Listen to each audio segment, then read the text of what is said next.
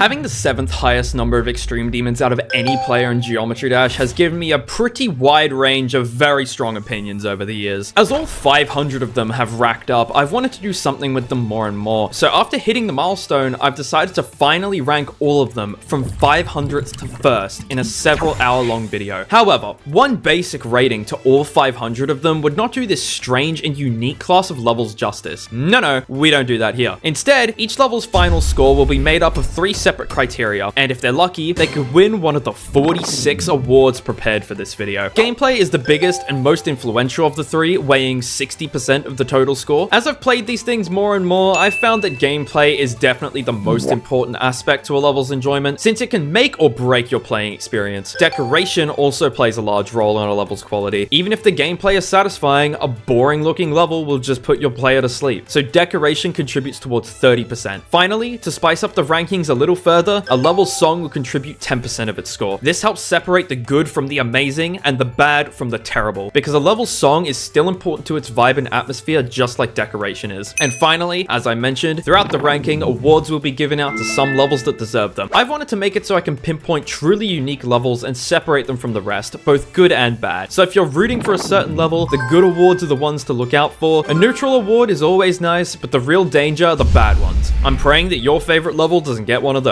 Tied levels will simply be ordered alphabetically since they are so close together and they're basically interchangeable. And now, out of almost half the extreme demons in the entire game, which one do I think is the very worst of the worst? Well, let's kick ourselves off with number 500.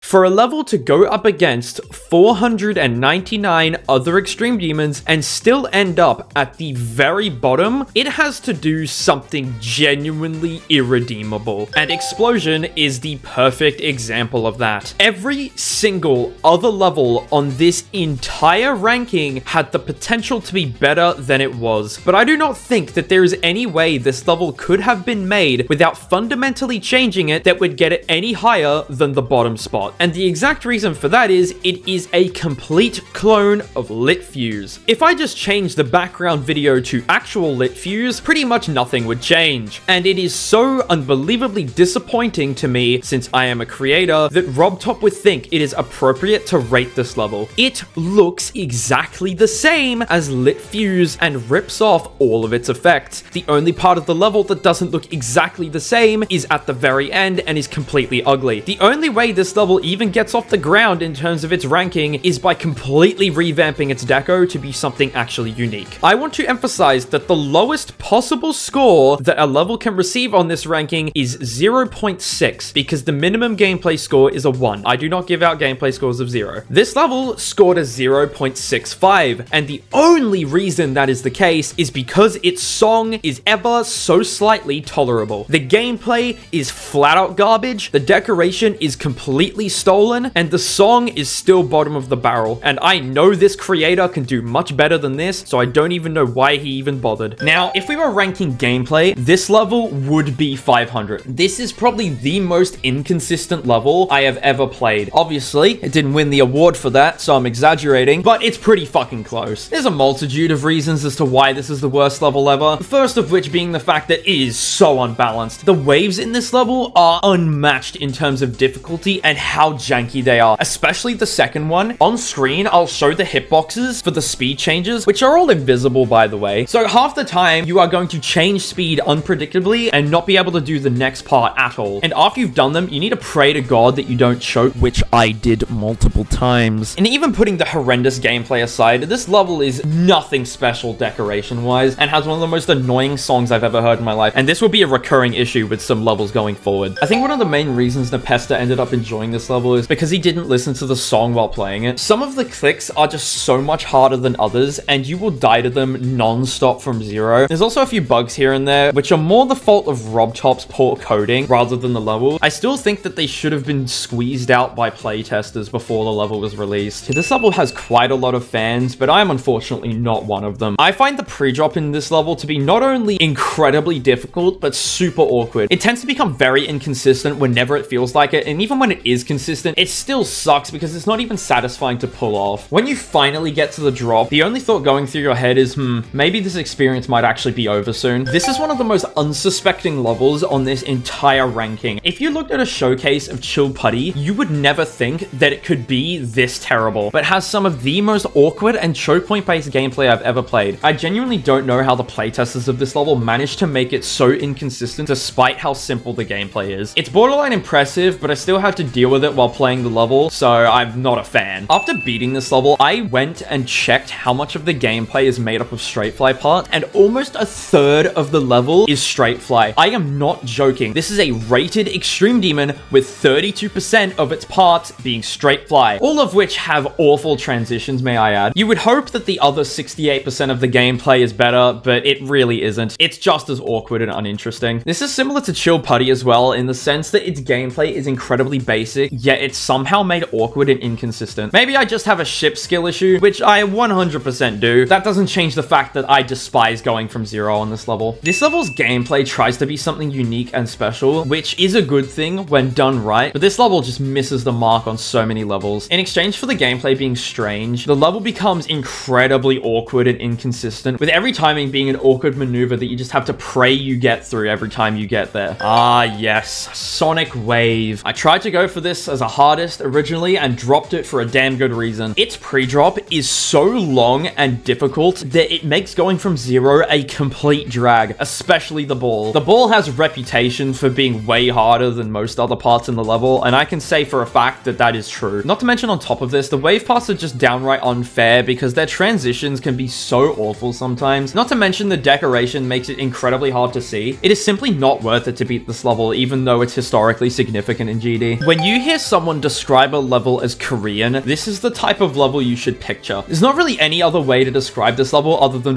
raw. Deco like this is rarely ever seen anywhere else, which unfortunately does not work in this level's favor. Look, I didn't actually completely hate this level, but the way that it's been made means I can't really give it any higher than a 2 out of 10 gameplay wise. Not only is the decal horrendously unoptimized, but this has some of the most batshit insane transitions and choke points. I can't even begin to imagine what the playtesters were thinking. The hitboxes really do not help this issue either. I think people are allowed to create whatever they feel like creating in GD. That does not change the fact that I hate 1.9 GDPS levels. I think for the most part they are uninteresting and basic, and the idea has been done to death by this point. Super Mayo Hate Club is a perfect example of this. It is completely soulless and brings nothing new to the table except the most inconsistent gameplay known to man. This level will never get consistent, meaning the chances of getting unlucky skyrocket, and playing from zero in general is horrible. This level really doesn't have anything interesting going on whatsoever. It's really boring and the pre-drops are unnecessarily difficult. The shipparts have some really strange gameplay which ends up making the level really inconsistent. It's got all these spinning structures that just rotate in such an unpredictable way even after learning the level. Is a literal entry extreme in some areas, and then has a bunch of ridiculous and awkward choke points sprinkled around. This was made in a time before playtesting had as big of an emphasis as it did today. That doesn't change the fact that some of these clips are ridiculously difficult. I don't know what this level's name actually means. I tried doing some research to figure out what it actually meant, and I genuinely have no idea. I feel like the creator just dished his keyboard at a wall and stuck with that. Name aside, it doesn't really affect the level. What does affect the level is the song. It is awful and makes the level so much more frustrating than it needs to be. The choke points are also really obnoxious on top of that due to the fact that they're super awkward. I also think this level's deco is just nothing special at all. The first opinion on this ranking that I think may ruffle some feathers. This level is commonly beaten as a hardest, and I think one of the biggest flaws about it is that it provides almost no improvement in the game because all of its difficulty comes from random bullshit, such as the first cube, which is completely blind and just not even fun in the first place. It also does a number on your finger if you have low CPS. Yet another uninspired and uninteresting 1.9 GDPS level. This level is horrendously playtested, and the playtesters are actually fully aware of how bad it is. Instead of actually fixing the issues, the people responsible decided to leave huge choke points such as 67% in the level for some unknown reason. This level's only saving grace is the fact that it is borderline insane demon. Really weird level themed around Twitch of all things. Despite the fact that that is a really cool concept that had tons of potential,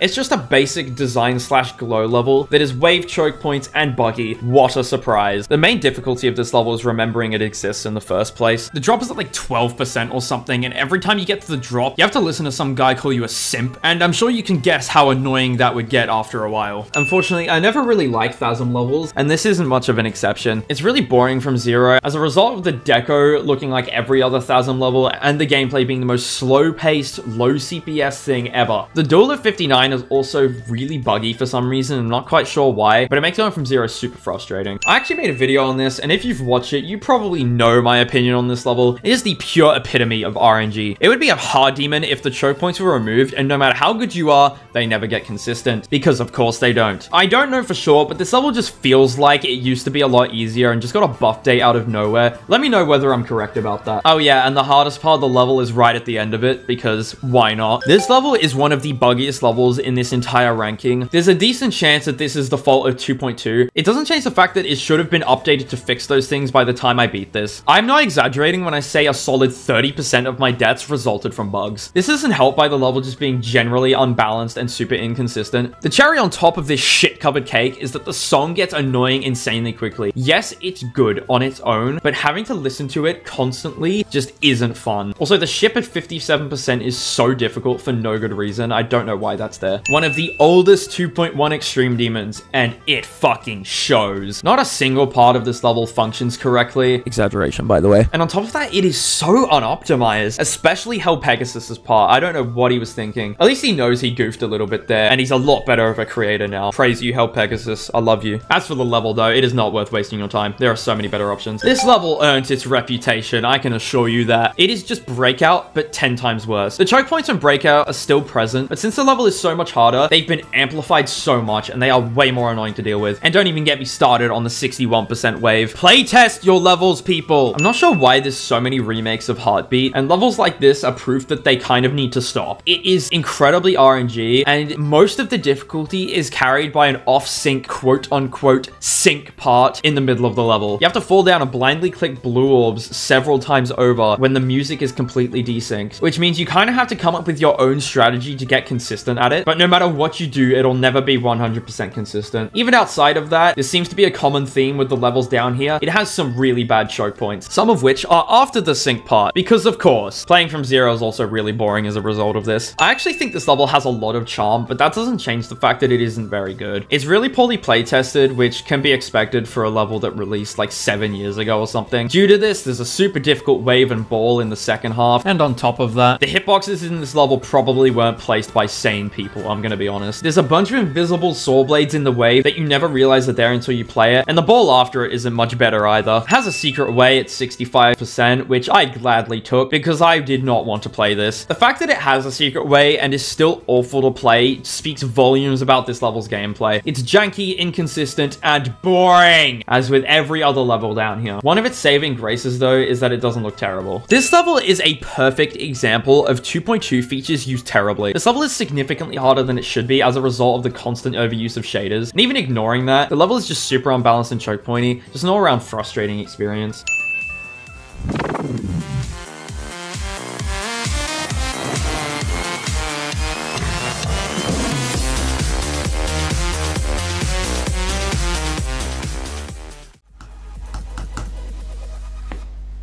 GG. I hate this level so fucking much. Oh, let's go. Anyway, this is going in my clip. Oh my god, Murder Drones merch. Look at Murder Drones merch. Woo!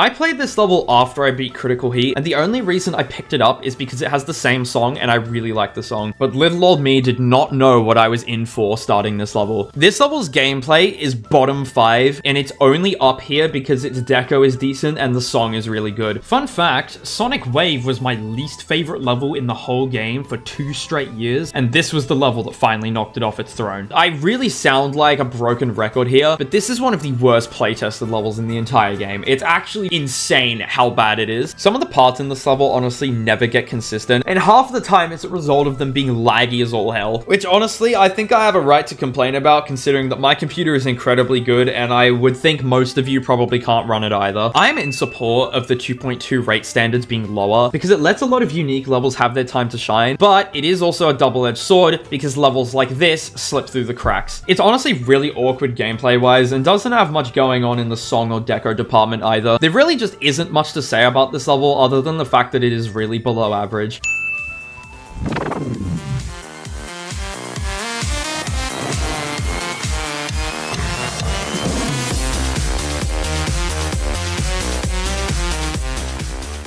This level is interesting to say the least. As you can probably guess by the way it looks, it is an early 2.1 level, but it's not just your average poorly decorated early 2.1 level. No. This has way weirder things going on. For a start, in one of the drop parts, the little vortex thing spins backwards. God knows why, but it is really funny. I also think the fact it says you are noob when getting far just gives it some bonus points. Yeah, the decoration is terrible. It's got so much charm, I had to give it at least a bit of credit in the gameplay department, even if it sucks. I beat both Red World and Red World Rebirth at the same time, and I honestly expected Red World Rebirth to be so much better because, you know, it's a remake, but somehow they made it so much worse than Red World. I am not exaggerating, there is nothing hard before 50. Then it goes full Tartarus mode out of nowhere and whips out the hardest swing copter known to man and then throws you into a really difficult ship part. And if you think the level lets up after that, you would be dead wrong, because the swing copter after that ship part is also really difficult. Then again, what can I really expect from an old impossible level? Some of these levels I beat a while ago and I need to actually think about why I hated them, but this one I know fine fucking well why I hate it. The pre-drop, which takes up 35% of the level by the way, takes up 80% of the difficulty if you ask me, especially this one small robot part which is just needlessly hard compared to everything else around it. This would be a little bit more excusable if the drop was actually consistent, but it isn't. The 20% of difficulty that I say comes after the drop is concentrated into like 4 different clicks because balancing is for nerds. And even after you pass the drop and get to the ending, you have to deal with some really bad hitboxes. Honestly, this level is just the perfect storm of shit. Originally, I was gonna say that I don't think there's much creativity put into this level, but honestly, I retract that statement. I definitely believe there are some really creative and rock solid ideas used in this level. I personally just don't enjoy the deco that much. The gameplay isn't much better, with the first half being really awkward and inconsistent, and then becoming free up until 80% when it turns into the hardest part of the level. Definitely not an enjoyable experience as a result of that. Normally when criticizing deco, I normally try to avoid shitting on the creators themselves because there is absolutely no point in putting someone down just because you don't like the product that they've made. This level is a very rare exception to that rule. The hardest thing in the entire level, I am not joking, is this one straight fly at 98%. It turns your ship invisible and has an extended spike at the end of it. Not to mention the transition into it isn't much better either. So with all of those factors, you would think the level would at least be a little sympathetic towards the players that are guaranteed to die there at least once. I died there 11 times, by the way. But no, what happens when you die there? It splashes text that says you suck. You can think I'm unjustified for this, and that's totally within your right, but I just think it is incredibly unnecessary to do that. It's just really obnoxious for no reason and just pisses off the players that are playing your level. Going from 0 is incredibly mind-numbing, but not for the reason you might think. It's not boring, it's just flashy and fast. It exhausts you so quick. A half-an-hour session of this level was like enough for me, I'm gonna be totally honest. I think Team N2 is really good, and for the time that they were active, they made some banger levels. A Bizarre Phantasm was definitely ahead of its time, but the Hell Factory, ugh,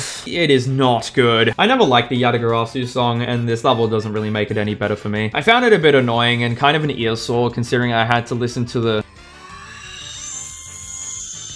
every time I did an attempt. And the deco as well just isn't that special for Team N2. Team N2 can do so much better, and the Hell Factory just really doesn't hit the mark. This is my least favorite Sonic Wave remake, and there are several reasons for that. This level's hitboxes are unsuspectingly bad, especially in the break part. This level is quite easy, so it's not as much of an issue, but I really did have to knock it down a few spots because of how annoying it makes going from 0. What makes it worse as well is that the first wave, yes, it has decent hitboxes, but the actual spikes themselves are just so hard to see. Yeah, they're easy to spot if you're looking straight at them, but when you're actually playing the level, they're really hard to see in your peripheral vision. Honestly, this level is not explicitly bad as a whole, but it is so ungodly boring from 0 that I had to give it a 3 gameplay-wise. Not to mention, most of the major choke points reside in the second half, and the last part is arguably one of the hardest, which just doesn't make for a good playing experience. The decoration is also really uninteresting, and I never catch myself coming back to look at this level. Niflheim, Niflheim. I know so many people enjoyed this level, and I am sorry it is this low, but I hate this level. Its transitions are terrible, especially some of the ones in the drop, and the balancing isn't much better either. One of the biggest issues with this level is the ball section in the pre-drop as well. It is so much harder than everything else, and I don't know why. Honestly, just beat the remake Niflhell instead. It boxes it out in so many ways. Looking at the ranking, I was actually surprised this level ended up this high. From a gameplay perspective, this is easily bottom 3. It's spam heavy, and I suck at spam. That's my fault, not the levels. What is the level's fault is how inconsistent they are. The hitboxes are all over the place, and the maneuvers you actually have to do as the spider are really weird. A lot of the time, the first click of a spam, you have to click off the edge of a block that has a saw blade under it, which basically means you need to physically be off the block. Your hitbox is not allowed to be on the block or you will die as soon as you click. And that makes it so hard to actually figure out where you're meant to be clicking and where you're not meant to be clicking. I will say though, the reason it is up here is because the deco and song are quite good. I'm not a big fan of Kamal gameplay in all honesty, but as Kamal goes, this could be so much worse. The pre-drop does hard carry the difficulty and makes the level pretty frustrating. The drop is actually enjoyable, albeit with a few choke points. I think this is literally like almost the first time I'm actually saying something positive on this ranking. I promise I get more positive in the future. There's just a lot of shit we gotta go through first. I think the fact that this got rated despite looking how it does is actually pretty damn cool, I'm not gonna lie. When I tell you that this level is just an amalgamation of old Yatagarasu parts that were never used in the level, you can probably predict how it plays. Unsurprisingly, this level is incredibly boring, inconsistent, and unbalanced. The big three aspects that these levels tend to have, and has some really shit hitboxes and structuring to go with it. Hip hip hooray. This level's transitions also aren't much better because the parts were just kind of stitched together instead of being properly merged. But in all fairness, this level is a complete godsend compared to some of the levels that we've gone through thus far.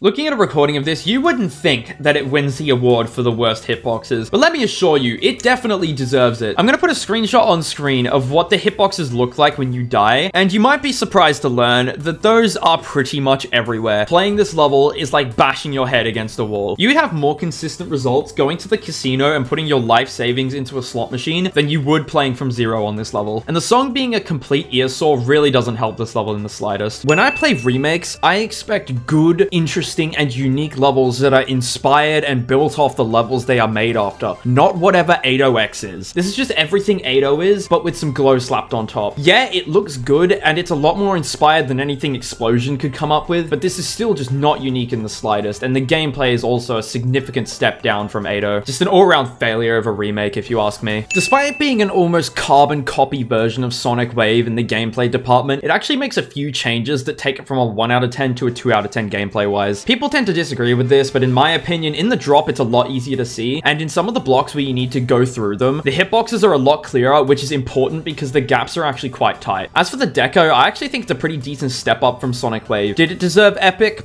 Probably not, but does it look good? Yeah, it's still a Sonic Wave remake, and it still sucks complete arse, but at least it's not borderline unplayable like Sonic Wave. I actually started this level because I was curious to see whether it was as bad as Nepesta said it was, and he hit the nail right on the head. Admittedly, this level has some parts that are really fun to play, but the remaining 80% of the level is just so RNG and unbearably frustrating. The fact that I beat this with an obnoxious mashup probably didn't help. Even still, some of the parts in this level are just inexcusably playtested, especially around the middle. This level was hack verified, and if you're a victor of this level, I probably wouldn't need to tell you that for you to figure it out on your own. This has a 144 frame perfect at 84%, because of course it does. Somehow, I actually ended up fluking it 3 times. I died past it twice, and then beat it the 3rd time I passed it. I don't know how I did that, but I can assure you that this click is hard. If that wasn't enough though, it also has an 8 CPS wave span at 55%, which if you can't spam, is a humongous choke point. And to no one's surprise, I died there a lot, and the rest of the level isn't much better. When you remake a level like Silent Clubstep, there's only really so much you can do. Considering the level that this was based off, it's surprisingly not insufferable to play, but you can only go so far, and most of the reason it's better is because it is so much easier. It still retains most of its balancing from Silent Clubstep, with the pre-drop and the duel in the 60s being the 2 hardest parts of the level.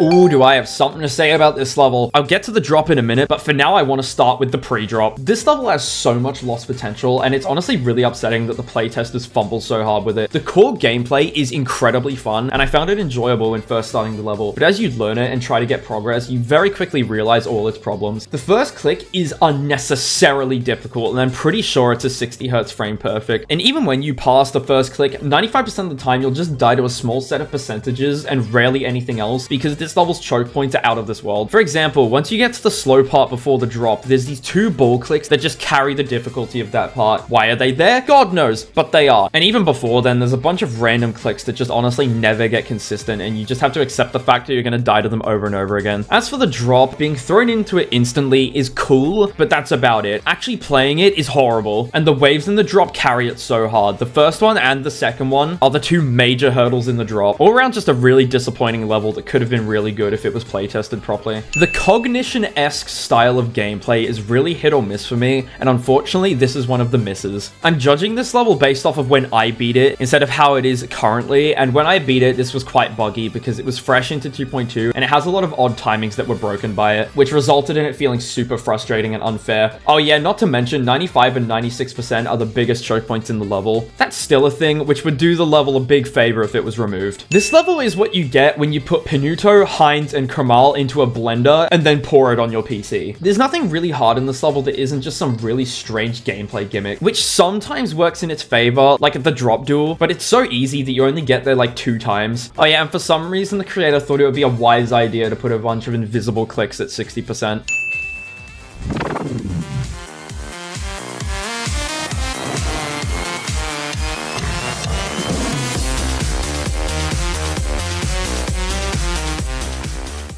This level's entire ranking is being carried by the fact that it has a lot of aura. Looking at the level, it is really cool, and its progression makes you feel things. However, actually playing it is where this level crumbles. The pre-drop in this level takes up 42% of it, and even more of its actual runtime, and is easily the harder section. This in and of itself is not a problem, but the fact that it's like 0.1 CPS, and the fact that you have to listen to the same melody constantly makes it not only frustrating, but so boring, because there is nothing interesting going on from a playing perspective. It just sucks the life out of you, and I can't find any enjoyment in it. The only redeeming factor of this level is that getting to the drop from 0 is actually really intense and enjoyable. Even still, you only get there like 10 times ever, so it's not even worth it. This level has absolutely nothing interesting going on and is carried by like 10 clicks in the pre-drop. I think the last time someone thought about this level was like 10,000 BC, because it looks like every other 2.1 level, and the song is just as mid. I'm sure it isn't a shock to anyone to know that if you put a wave in the middle of your level that carries like 80% of the difficulty on its back, you don't exactly make something that's very fun to play. Passing the wave and dying is the biggest gut punch ever, because after you pass the wave, there's legit like a 70% chance that you beat the level, arguably even higher if you're good at Swing Copter. And even worse, the part before the wave is the perfect difficulty to be hard enough to the point where you don't get to the wave every attempt, but not hard enough to be engaging as well. So you just switch your brain off whenever you're going from 0 and then lock in as soon as you get to the wave. This would have gotten the most unbalanced award if it wasn't for one other level, which you will find out about soon. When I think of uninteresting, this is unironically the level I picture. Yes, you could say the decoration is average and give it a 5, but the fact that it is so boring and uninspired means I kind of had to give it a 2. There just isn't any creativity in this level, and I'm glad Silo has finally found his stride with creating. As for the gameplay, it's not much better, but not explicitly awful either. This is like Zodiac if it was addicted to hard drugs for 3 years. It retains the same really weird balancing with some odd choke points sprinkled throughout just like Zodiac, but it's a lot easier and has way more questionable decoration. As much as I wouldn't recommend this level, if you want a taste of what Zodiac plays like, this is a good level to try. Honestly, really disappointing to see a solo level weighed down by its awful gameplay. This level's deco isn't anything special, don't get me wrong, but I really like it when creators make solo Extreme Demons, because most of the time they're a lot more unique than mega collabs, and I am also a solo Extreme Demon creator, and it's nice to see other people in the same field. However, that does not excuse the horrendous hitboxes, because this level uses a technique that I see a lot of other levels doing, and it's making the layout of your level invisible, so when structures are moving, the hitboxes are still accurate to where they're supposed to be. But this creates an issue because that means the actual spikes and blocks in the level do not accurately represent where the hitboxes are. Just a PSA to all creators,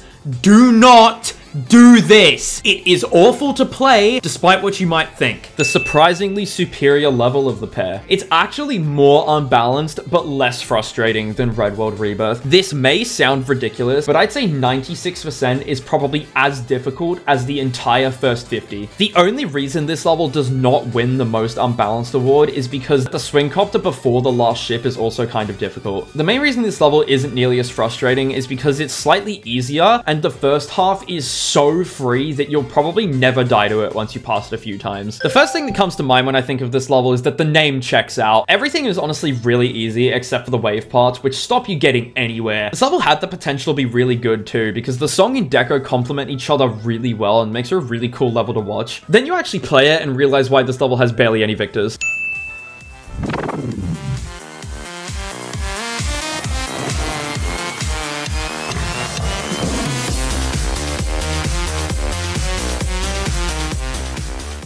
Despite the fact that it won the most forgettable award, it's not to say that the decoration is explicitly bad. It's the fact that I look at this level and feel nothing. And honestly, if you showed me a screenshot of this and compared it to something else that this creator has made, I probably wouldn't be able to tell you the difference. It just has nothing unique about it in every aspect. Even the song and gameplay are just so basic. The only notable thing about this level is the poor playtesting and annoying choke points, which is not a recipe for an enjoyable or memorable level. As much as I don't like 1.9 GDPS levels, I've always actually been a fan of 2.0 GDPS levels. The reason for that is that there's a lot more tools to be creative with, and the gameplay isn't nearly as bad because there's a lot of bug fix tools like the alpha trigger and the teleport portal. However, this level is not reminiscent of a 2.0 GDPS level. It is reminiscent of the update it was made in, 2.0, which is not good because anyone who played in 2.0 knows how cooked the levels were back then. Take all the aspects of a stereotypical 2.0 level and you have this. It's got janky gameplay, awful choke points, awkward clicks, terrible block movements, especially in the last third of the level, the whole 9 yards. The thing saving it here is that it does actually have a few fun parts in the first half. Yet another quote-unquote Korean level that sucks a lot of balls. Similarly to Limitless, it looks like a lot of mega collabs at this time, and after watching it, I just don't remember any of the parts. As a result, this level is quite a melatonin challenge. This level's first half has really poor gameplay, but what makes it especially bad is the one wave part at the start of the drop that has the full opacity 3D as decoration. Normally this is fine, but it does not work for a wave part because it makes the 3D look like part of the blocks and makes the wave really awkward and somewhat RNG. The thing saving this level though is that the second half is super easy, so normally if you pass the first half a few times, you'll just end up beating it. I beat this in 2.1 and I cannot be the only person who thought this, but the ship part in the middle of this level feels like it has completely different physics. While I was playing it, I thought I was going crazy, so I got a few of my mates to play it and they agreed. The physics in the middle ship part are different to how they normally are. Whether we were all experiencing mass hysteria or if it was actually like that, it doesn't change the fact that I struggled with the middle of this level. The fact that the parts before it aren't free either just made this level that much more annoying to play. A level's legacy can be as good as it wants. That doesn't affect how good the level is. And Bloodbath sucks. Just because it starts at the drop does not change the fact that it is really boring. The drop ends quickly, then you have to go through that annoying ass ball part and then Michigan and then Evasion to get anywhere interesting. Crack onwards is actually quite fun, I will say, which is saving this level's gameplay score. That doesn't change the fact that when you go from 0, most of your playtime is spent in the bad parts. Despite me saying that, I actually do think Bloodbath is a good level to do as a hardest because it is purely skill based, and when you actually get consistent at the first half, it'll be enjoyable to play. The trend of uninspired 1.9 GDPS levels continues with WTF. It's got a couple cool gimmicks here and there, like being teleported to the next part using slopes, but it's not really anything we haven't seen before. Unfortunately, the only thing that really stands out about this level is the fact that it's got a really annoying duel. Again, sounding like a broken record, but this is one of the most poorly place-tested levels on this list. Most of the parts are either buggy or inconsistent as a result of faulty anti-skip, and the optimization does not make it much better either. I wouldn't mind the optimization if the level was at least nice to look at, but it's got a few parts that look good, and then the rest of it is just basic low style. And the parts that look good only look good in a showcase because actually playing them, it's impossible to see anything. The only reason this level is up this high is because because those parts look good in a showcase. I don't know what kind of coked up challenge player decided that the balancing in this level was acceptable, but there is a 15% long wave in the middle that carries the difficulty from a 2 out of 10 to a 4 out of 10. Just because its predecessor had a wave that was slightly difficult than the rest of the level doesn't mean you need to go completely apeshit with the wave parts in this level. The decoration also follows a similar trend, with the original level being a basic but solid design level, and this level for some reason being glow. I don't know what they were thinking with that, but in all honesty, it really does not work in this level's favor. Aside from a couple clicks here and there, all the difficulty is in the first third of this level, rendering it a melatonin challenge. I'm actually a big fan of this level's vibe, but I'm pretty sure that it is still a 1.9 GDPS level, so it can only go so far. And keep in mind, I am not knocking levels down because they are a 1.9 GDPS level. I think the fact that they are a 1.9 GDPS level means that their potential for good deco is lower, so on average, their decoration score is going to be lower. Like a 2.1 level with the same amount of effort as a 1.9 level is probably still going to get a higher deco score because 2.1 just has so many more opportunities. Anyway, moving on.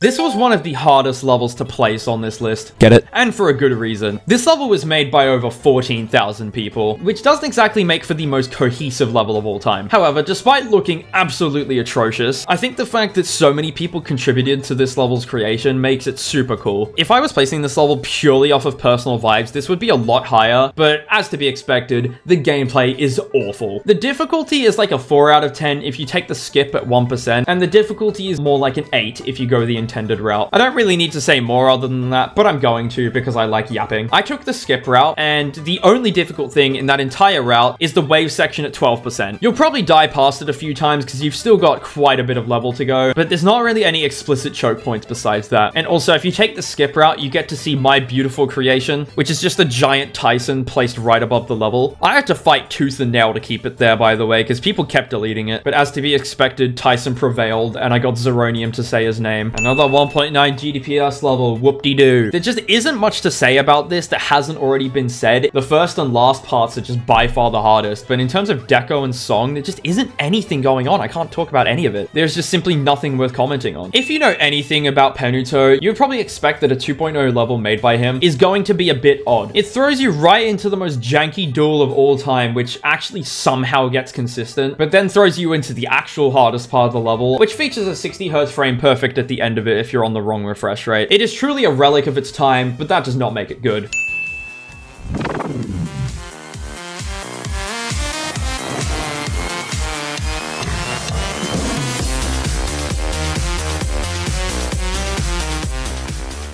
This level is definitely deserving of its award, and let me explain to you why. The fact that it's 40 seconds long may be deceiving, but the quality of playtesting used in this level is unmatched. Most of the choke points in this level would be choke points on their own, but they're made significantly worse by their transitions, and most of the choke points are short wave bursts as well, which is just that extra bit more obnoxious. There's just no consistent way to do most of the parts in caution, and as a result, it's a complete dice roll whether you get lucky or absolutely shafted by your experience on this level. I always found Twister Dude's gameplay to be pretty uninteresting and not particularly satisfying to pull off. Just like every other level down here, its balancing is not very good, with the ship from 15 to 41% carrying most of it. It also ends off with some silent club ass spam for no good reason. I'm not quite sure what he was thinking putting that there, but all the power to you, I suppose. The saving grace of this level is that 41% up until the very last part is actually quite fun. Many people call this level boring and uninspired, which to a degree it is, but as Silo goes, I don't actually mind this level. Yeah, it's annoying to play, and yeah, the deco is kind of uninteresting, but considering it's based off of El Dorado, I actually think it reflects it quite well while also being its own thing. You can also see Silo's current style starting to emerge in this level, which I think is quite cool. Look, this level isn't forgettable exactly, but I never think about it. The gameplay is weird, but not enough to be memorable, more so than annoying, and the song sounding like circus music really does not help this level's enjoyability. It's just not a recipe for a calm experience. For its time, I actually commend this level for the lack lack of bugs, despite how strange its gameplay is. Anyone that knows Polish Alphabet probably knows it for the blue orb timings that are all throughout the level. And yeah, they're a unique quirk about it, but they don't really add anything. The level itself is honestly just your standard 2.1 Extreme Demon, just with slightly less bugs than on average. As much as I never really liked Crone44's style, I think he is still really unique as a creator, and I commend him for that. However, this level is shit. It never seems to function properly, with all the double clicks in the drop making it extra inconsistent on top of that. It also comes with the added inconvenience of having a really chokeable ending, which some people may enjoy because of the intensity it builds, but me personally, I do not like. The song also has just an egregious amount of auto-tune for some reason, which I don't exactly appreciate when I'm trying to play a Geometry Dash level. Just because there are some good levels out there that have really difficult last clicks does not mean you should go out of your way to put them in your level. 98% on this level is the biggest choke point in the whole thing, and as a result, playing the level expecting to die there just kind of kills your motivation half the time. Am I salty that I died there? Yeah, but does it change the fact that it's bad gameplay? Not really. Definitely in contention for worst song. Good lord, this song is weird. This is the type of song that you would make when you're first getting into music and think it's the best thing ever, and then you look back on it in a year's time and think, what on earth was I thinking? Just occasionally in the middle of the drop, the level will just go...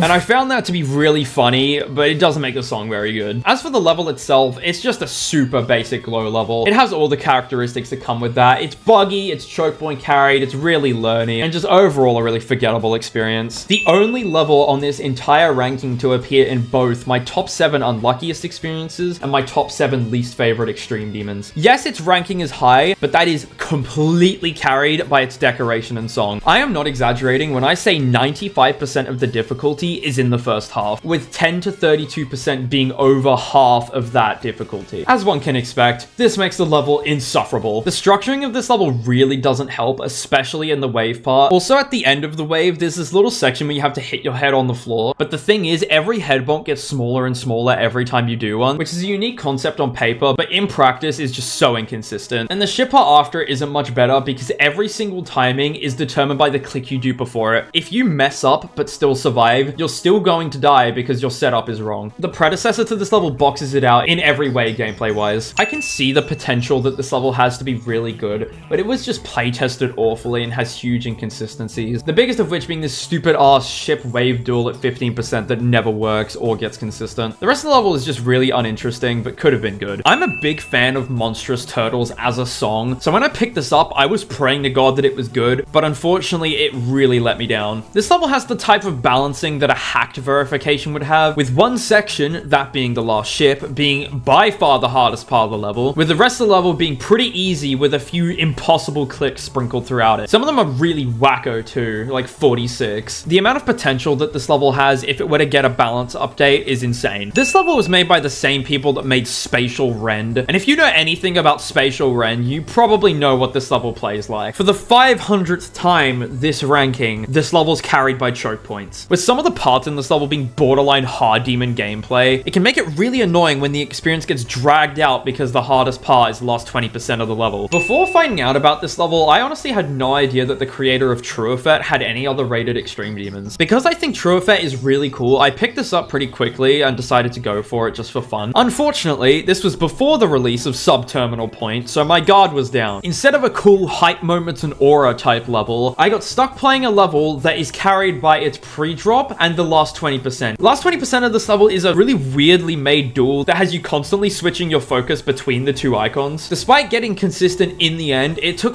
way too long for a level of this difficulty and was more frustrating than anything else. Definitely a level to stray away from if you value your free time. The harder and significantly worse sequel to Eternal Moment. Considering how unreasonably consistent its predecessor was, this level really drops the ball in that regard. This level's waves are normally just one or two really hard clicks that tend to be really inconsistent because of their transitions. And if that wasn't annoying enough, this level is riddled with fixed hitboxes, especially the ending, and you literally have to memorize where the fixed hitboxes are because not all the spikes have them, but the ones that do are obviously way more dangerous. This is the first level in this whole ranking that has a gameplay score of 5. But unfortunately for Pound Town, it has a song that's a complete ear sore and decoration that puts me to sleep. Why turn to substance abuse to feel nothing when you can just watch a showcase of this this shit. Considering that most sync-based levels just are not synced whatsoever, this level actually does a commendable job at staying synced throughout the entire thing. Unfortunately though, the gameplay is still annoying and pretty awkward because it has a lot of Roy Mousey dash orbs throughout the level, which, if you don't know, are dash orbs at the most extreme angle where you have to just micro-click them to be able to get through the timing. Not exactly the best level, but also not bottom of the barrel either. Honestly, the only reason this level is even Extreme Demon in the first place is because it's so inconsistent. Once learnt, this level is so damn easy, with the exception of a few weird and inconsistent gaps. The level's also decently buggy, which does not help its gameplay score whatsoever. Luckily for Dora Dora, it actually looks really good, and it almost carries it up to the top 400. This level looks so similar to a 1.9 GDPS level that I legitimately thought it was until I looked back at it and realized there are a bunch of moving objects and stuff. That's more just a fun fact than a slight against the level. Aside from the fact that there isn't really much depth to the decoration, this level actually looks quite nice. It does get a bit frustrating after a while due to some odd balancing here and there, but overall, it's pretty inoffensive.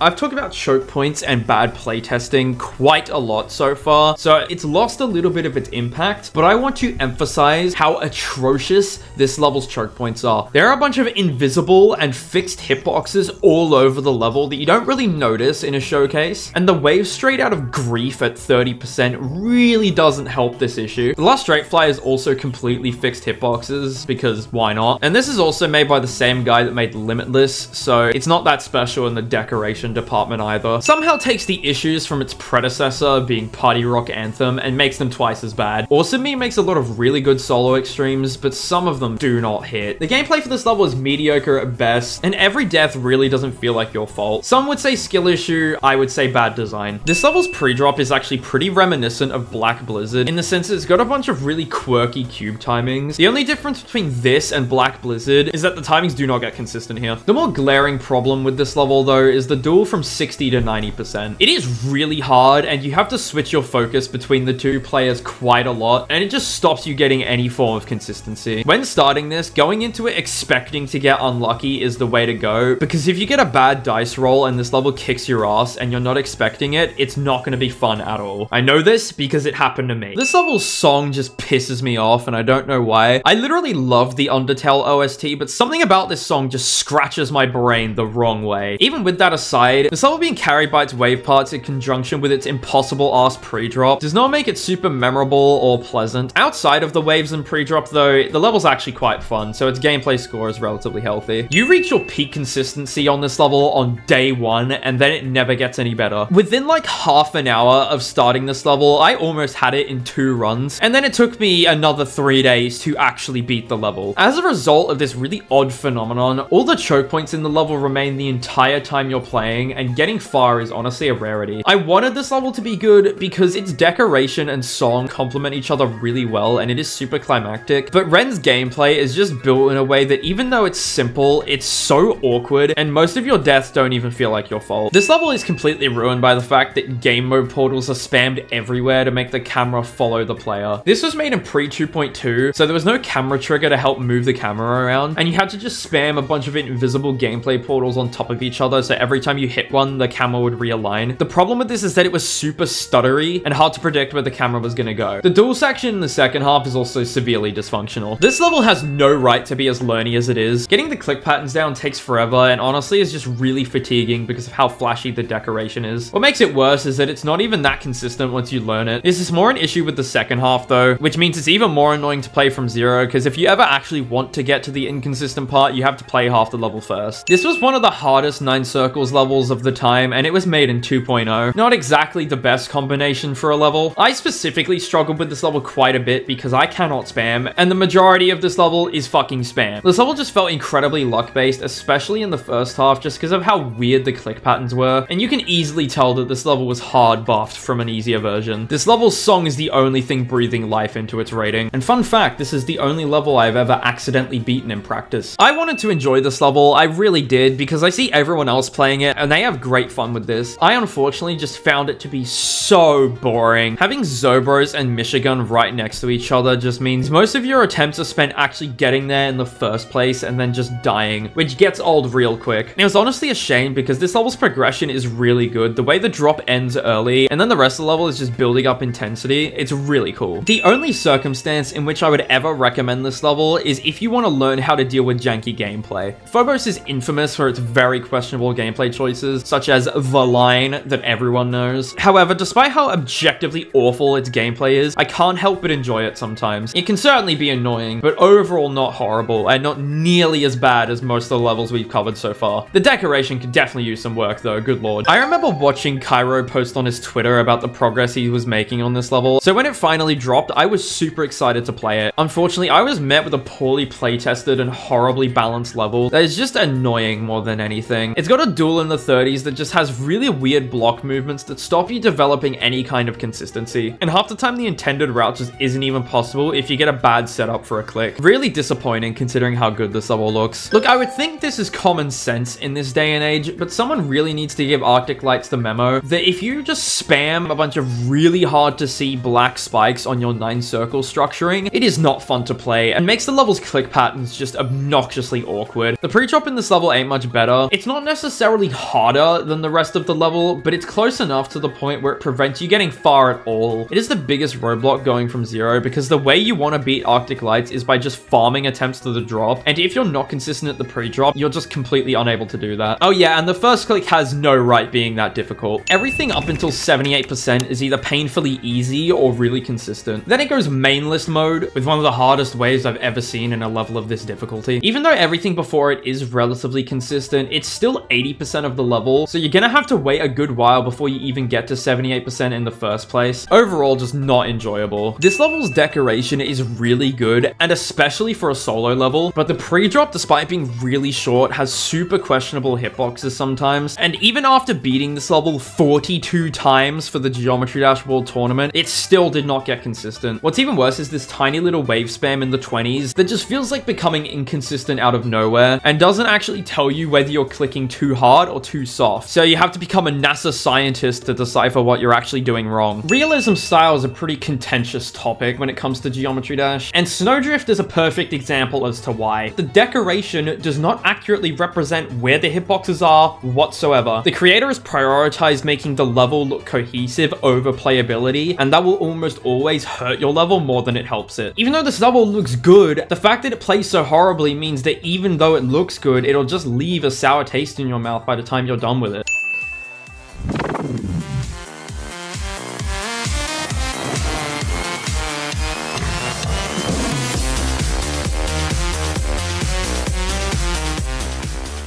Before I'm crucified for being the fun police, let me explain to you why I gave the award to this level. Stupid names on their own are not that bad. My issue with this level comes from the fact that it is painfully unremarkable aside from its name. I do not like it when levels' only memorable quality is their name, because that just says that the level's bad. Levels like Limbo but Uwu, I guess. Yeah, the name is completely stupid, but the level is goofy as well, so they pay together properly. This is just an unremarkable 1.9 GDPS level that is completely carried by its wave section. What is interesting about that? Your level does not deserve to be memorable if you do not put effort into making it good. This level is uninteresting to no end, and it lacks any theme or cohesion. I'd argue it's actually a decent starter extreme due to its balanced skill sets, but it can be the most balanced level known to man. That doesn't make it any more interesting. I think ever since I beat this, I've looked back at its recording like twice. This level starts off a lot harder than it actually is, but also isn't free. Everything before 40% gets pretty consistent after a short time playing, and then everything after that is just an uphill battle. The last 20% also has some of the strangest click patterns in the whole level, so chances are you're gonna get unlucky. Don't play this unless you're prepared to get fucked. Although where I will commend this level is the decoration. I love Zephyrok's deco, and he does not miss with this. It's a shame the gameplay is so bad. This has the same problem that every other Ren level has. It's just so awkward. It's genuinely baffling how his gameplay can be so simple, yet so dysfunctional. This level literally has multiple multiple bugs somehow. Similarly to Catalyze though, it actually looks quite good and it brings it up a ton. This is what I like to call a pseudo memory level because yeah, it's technically not a memory level, but it's so unreasonably learny that it might as well be. It also is completely undeserving of the Extreme Demon rating because it's only difficult because of how impossible it is to learn. I also think it being rated in the first place is questionable considering how close it is to Ultrasonic, but I'll let it slide because it's a complete piss take. A rare Zeronium Verification L. Typically, flow levels like this have a huge problem with spamming teleport portals everywhere in order to quote-unquote align you for the next click. And almost all of the time, this is a huge problem because you expect to be in one place going into the next click and you're just not there. However, the reason I bring this up is because this level is the one time they are actually necessary and it does not have them. As a result, this level feels really RNG and pretty setup based. Oh yeah, and the first 3/4 of the level are like high-end Insane Demon, and then at 75% it just decides to go full throttle and becomes a List Demon. Interesting balancing to say the least. Levels like this are the reason why I hate Glow Flow so much. When you prioritize how your level looks in a showcase over its playability, almost all of the time you're gonna get complete garbage. This is a perfect example. Yeah, it looks decent, but if you ever want to play it, you have to deal with horrible hitboxes, really unbalanced gameplay, and blinding deco that stops you seeing fucking anything. I'm genuinely tired of having to play these all the time. Creators need to learn that gameplay is the most important aspect of Extreme Demons because they are so hard. 3 Glow Flow levels in a row, whoop-de-doo. This one's not nearly as bad as the previous 2 in terms of its gameplay because there was actually a hint of playtesting. The only issue is that most of the playtesting came from Durami, and he has a reputation for a reason. Although that being said, this level would be a good bit higher, but the problem is its song is just awful. I see what the composer was going for, but like it really doesn't hit. I didn't actually realize I had 4 Glow Flow levels in a row until I just spotted this, but I suppose that could help emphasize how painfully similar all of my experiences are on these levels. It's got your typical horrendous playtesting, but the blinding deco is significantly more of a problem in this. The first 15% is way harder than the rest, but even though the last 85% is way easier, it's still super learny and means I have to spend like 3 hours practicing this level just to beat it in 10 minutes. When over 90% of my experience is learning a level, I am probably not going to enjoy it. No, this level is not a Killbot remake. It is the same as Killbot in the sense that it is a Chaotic Machine remake. Unfortunately, as memory levels go, this really isn't the one to go with. If you want to beat a memory level, there's simply so many better options of this difficulty. To cut it some slack though, this level actually looks quite good. I'm a big fan of the decoration style that this took because it stays true to the level it was made after, but also looks really clean despite being a memory level. Definitely the middle ground of the Apocalyptic trilogy. It's not nearly as boring as Bloodbath, but still is to a degree. The main thing about this level that actually helps its playability is that the hardest parts are right at the beginning, and they do get pretty consistent, especially the wave. This is definitely a rock solid level to do as your first Extreme because it really helps to build your skill sets without making you overly good at just 1 or 2 game modes. Definitely a nostalgic level for sure, but nothing special outside of that.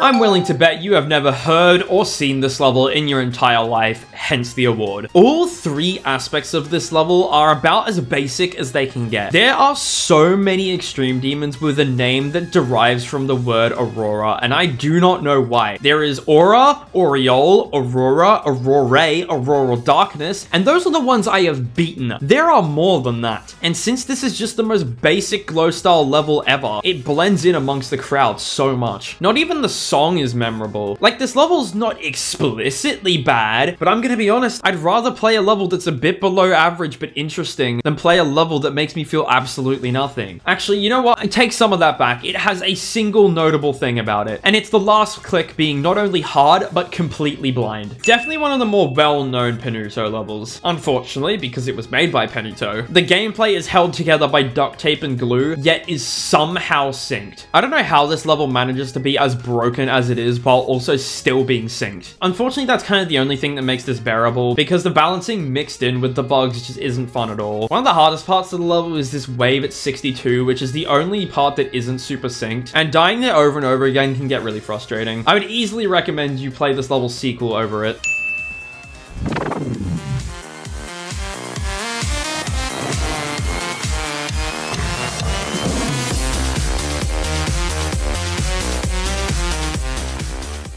Oh, really? Clock Tower. What an interesting distribution of ratings this level has. Spoiler alert, this level is the highest ranked level with a gameplay score of 2. And it better count its fucking lucky stars that it looks absolutely gorgeous. The creators outdid themselves with the vibes in this level. Not only does it look fantastic, but the song complements the steampunk vibe that they were going for phenomenally. However, and there's always a however with levels like these, the gameplay is some of the most dysfunctional garbage I have ever played in my life. Most of the clicks in the first 15% are so setup based that you kind of just have to click and cross your fingers every time you do an attempt. And the one drawback of this level's deco is that in exchange for it looking really good, it lags like crazy. Could I have beat this on LDM to make it slightly better?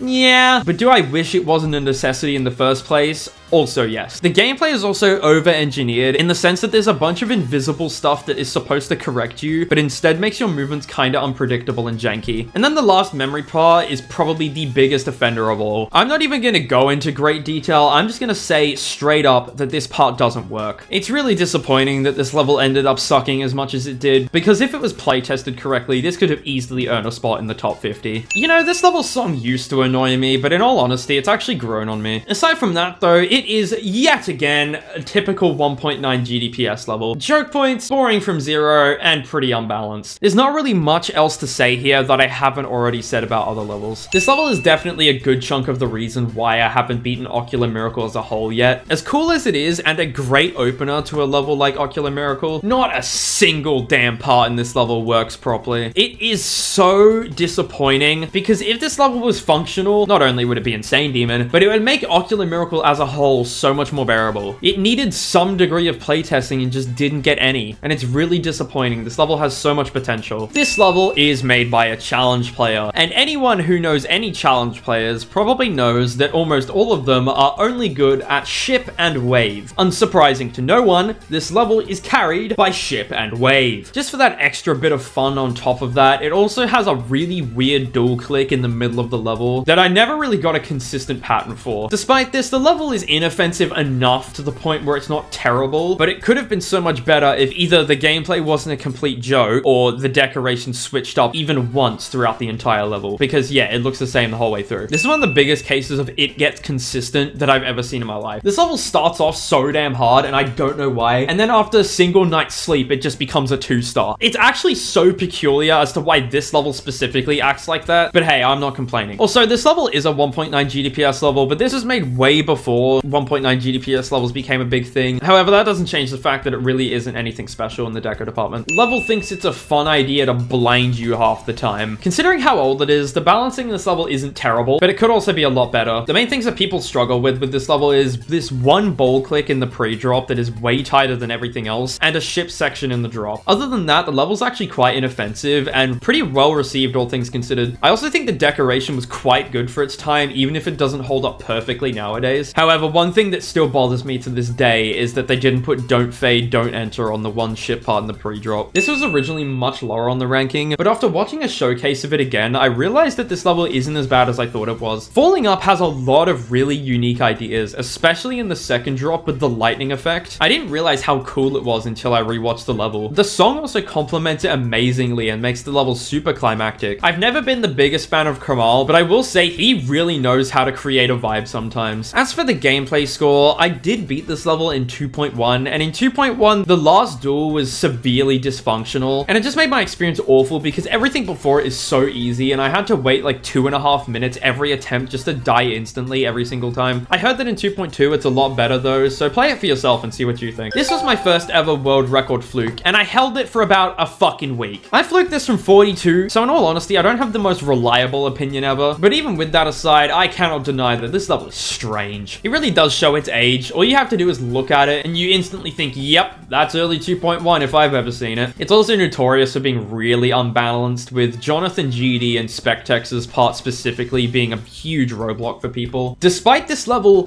somehow getting consistent, it's still got a really annoying learning curve, and it really drags down the experience as a whole. This level should be insane, Demon, and I won't let anyone else tell me otherwise. The only thing that could ever potentially maybe bump it up to Extreme Demon is the fact that it is stupidly learny. But I honestly think that a level being learny does not make it any harder. It just makes the whole process take longer, so that's why I think it's insane, Demon. In every other sense, though, this level is pretty unremarkable. Was made to be the most fun Extreme Demon. This level definitely could have been a really good Extreme Demon, because for the time, the decorators honestly outdid themselves. This is a pretty old level in the grand scheme of things, and it still holds up even to this day, if you ask me. And not to mention the song is an absolute banger. However, if a level is down this low, it does have a glaring issue, and its glaring issue, unsurprisingly, is the gameplay. At its core, it's pretty solid, but there just wasn't enough focus on playtesting back when this was made, and it really does show. Not only does it have a couple really annoying choke points for no good reason, it's also got a bunch of relatively easy parts that you only ever die to because of inconsistencies. Definitely had tons of potential, but fell flat on its face. The hitboxes in this level, especially in the pre-drop, are far from ideal, and it makes going from zero pretty damn boring in all honesty. Because even when you actually get to the drop,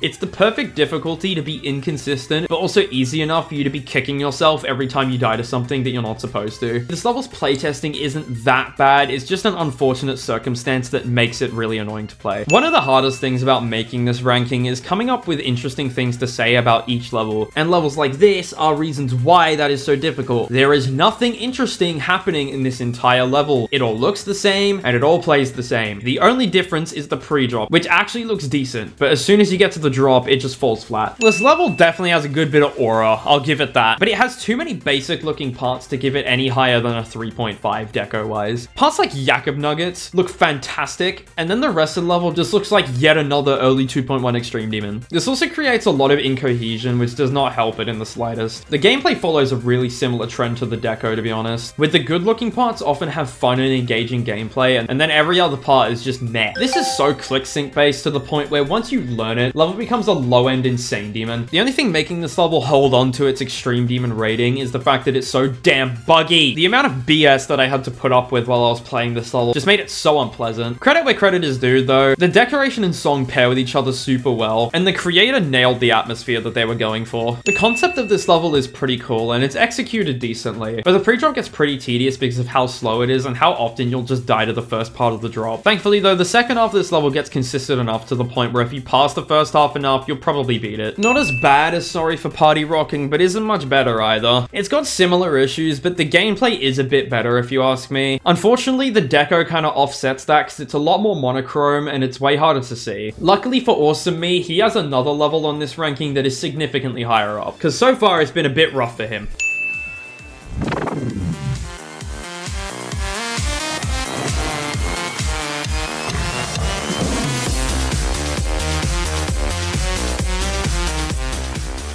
This is probably some of the most disappointed I've ever been with a level. I enjoyed Kuzureta a good bit, so when I saw that Tenno was making another level that was meant to be a sister to Kuzureta, I was hyped as hell. And the decoration was really good quality, and it led me to believe that the level was going to be solid. Unfortunately, upon actually playing the level, I discovered quite a number of issues. For a start, the anti-skip in this level barely works, and I'm not talking about the ship sections where it forces you to click to a certain click pattern, which is stupid by the way, but I'm talking about just random clicks that half the time would not make a soul blade disappear even if they were supposed to. This is annoying enough on its own, but this level's balancing on release was horrendous. Pretty much the only difficulty in this level was its wave parts, with a few exceptions here and there, and to top it all off, the last click of the level was arguably the hardest. Because of an update after I beat it, it is easier now, but that doesn't change the fact I had to put up with it when I was playing it. And I died to it quite a few times, may I add. Just overall such a huge letdown, and I'm glad it got a nerf date even though it didn't fix half the issues I just mentioned. People that I know that have beaten this post-update say that the issues that it used to have are arguably worse than they used to be. See, updates most of the time are supposed to fix existing issues, such as the middle ship in this level being so much harder than everything else. Half the reason is because your icon flickers in and out of visibility while you're doing it, but even if that wasn't the case, the fact that the decoration is so hard to see just makes the ship a complete coin flip. The rest of the drop section, despite it being easier, does follow a similar trend, unfortunately. Thankfully, Thankfully, the sequel to this level is significantly better, but we'll cover that when we come to it. Definitely a big step up from the Hell Factory. From a gameplay perspective, the main reason that this level is a lot better than the Hell Factory is that most of the first half just gets so consistent. Once you've played it for a while, you can just chain drop attempts over and over again, and it actually makes the level quite enjoyable, because the drop isn't perfect, but it's consistent enough to the point where you still feel like you're making progress, even though you're dying to random bullshit sometimes. As for the decoration, I also think it's a big step up. The dingy mechanical vibe that this level was going for is actually executed pretty well, considering that it's a 2.0 level, but then again, the fact that it is pretty damn messy means I kind of have to knock down the score a bit. But all things considered, if you ask me, I actually consider this level to be a success. The description that I have for this level on my spreadsheet says, goofy level with some of the most meth addict hitboxes on planet Earth. And honestly, that sums it up pretty well. It is a bit learnier than it probably needs to be, but it gets consistent enough to the point where it's not that big of a problem. Yeah, the hitboxes are weird, but you can come up with your own strategies to avoid them. The decoration in this level really could use some work though.